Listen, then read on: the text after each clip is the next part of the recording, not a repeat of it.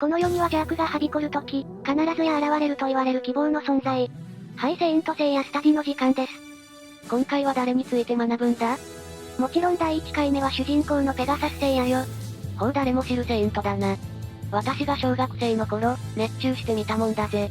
そんな懐かしい記憶を呼び覚ましながらご覧ください。それでは早速コスモを燃やせ。生い立ち。グラード財団総帥の木戸光政の飛脚出子として生まれる。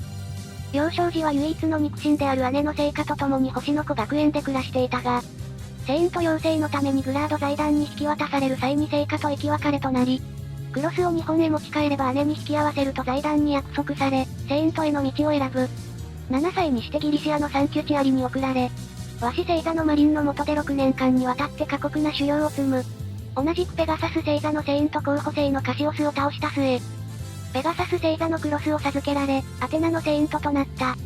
生まれながらにしてなかなかの波乱万丈だな。鬼畜も鬼畜、私ならとっくに人生積んでるわ。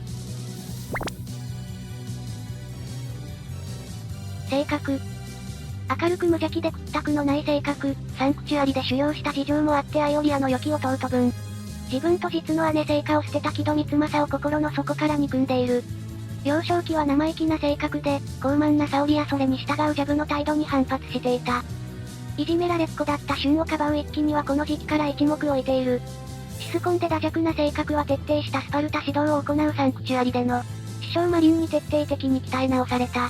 ギャラクシアンウォーズ編での再会時に実力面での成長ぶりを仲間たちから一番驚かれたのは聖夜であった。主人公として先頭に立って真っ先に敵陣に突っ込んでいく。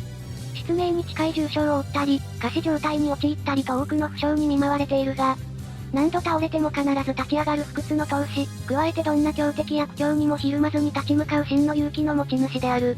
その熱い心は、数々の強敵を前に奇跡的勝利をもたらし、そして彼に出会う人間の多くに影響を与えている。一方では誠実な支流やクールな氷河と異なり、戦いの最中でもコミカルな表情を見せたりと意外な一面もある。考えるより先に動くなど資料にかけ無鉄砲なところが目立つ。ヨットハウスでの私生活はかなりだらしなく、沙織が家を訪ねてくるまでは部屋の中が散乱している上、掃除もしていなかった。師匠のマリンとは互いに実は生き別れた自分の師弟ではと勘ぐり合う関係。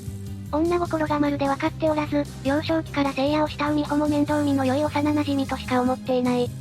戦いにおいては瞬発力と敏捷性を誇り、そのスピードはブロンズ聖イント1とされる。簡単に言うとお調子者だな。クラスに一人いるタイプだわね。と同時にシスコン代表です。当時私が衝撃を受けたのは、あんだけマリンさんが聖夜の姉だと匂わしといて、実は全然違ったっていう展開。黄門様が印籠を出さなかったくらい衝撃だったな。さてここからは聖夜の必殺技を見ていきます。ペガサス流星剣。聖夜を代表する必殺技。ペガサス星座の13の星の奇跡を書く構えから、毎秒100発以上の音速の拳を繰り出す。聖夜のコスモが高まるほど剣速も増していき、極限まで高まると高速すら超えることもある。最も使用頻度の高い技であり、強敵相手ではしばしば破られる。だがほとんどの場合、対戦中に聖夜のコスモの高まりにより威力を増してダメージを与えるようになる。余談だが全く通用しなかったのはハウンドのアステリオンのみである。ペガサス水星剣。聖夜の最大の剣。ペガサス流星剣の強化版ともいえ、分散して撃っていた流星剣を一点に集中して攻撃力を高めた技。シルバーセイントミスティとの対戦時に、ミスティの防御壁を破るべく編み出した。一点に対する威力は流星剣の100倍近くにもなる。ペガサスローリングクラッシュ。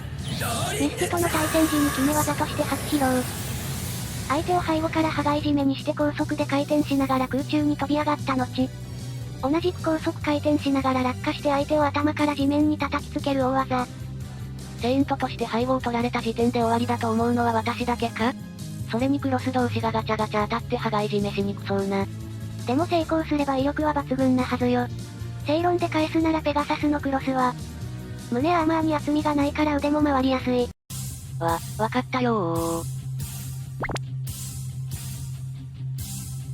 クロスの紹介です。ペガサス座のクロス。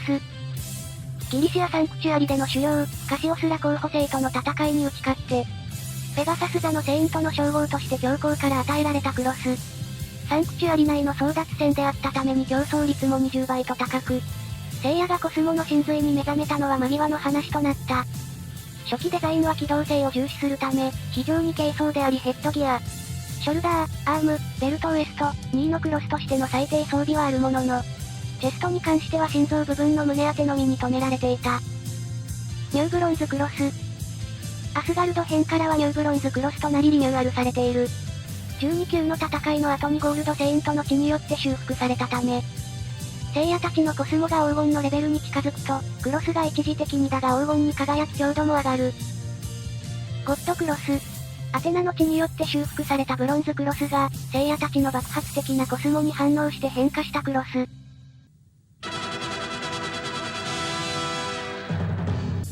いかがでしたでしょうか？聖夜編。てかようやくアタイたちの顔出せたじゃない。立ち絵だけで口もパクパクしてないけどね。まあそれでもいいか。本編まで編集するの大変なの。それでエンディングだけか。納得。勘弁してー。さて次回はロン毛でやたらクロスを脱ぎたがる男が登場よ。真面目で実直でも不器用な男ね。でも冷静沈着で頭脳の役割を果たす軍師的な立ち位置ね。もしよければチャンネル登録高評価、よろしくお願いいたします。君はコスモを感じたことがあるか？君はコスモを感じたことがあるか？